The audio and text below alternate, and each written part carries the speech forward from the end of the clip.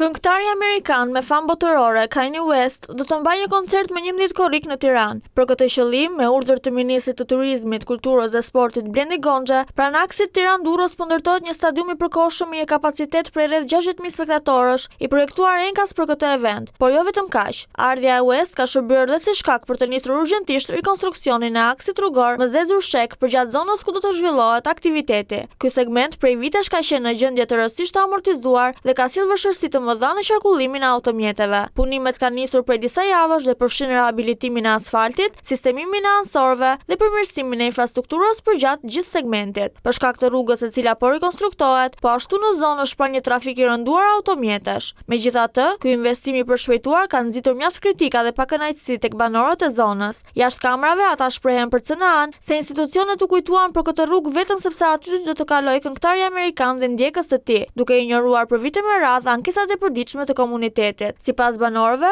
është e papranueshme që u desh një koncert që shteti të ndërhynte, ndërkohë që jetesa dhe siguria e tyre në këtë aks rrugor nuk u morën kurrë parasysh më parë.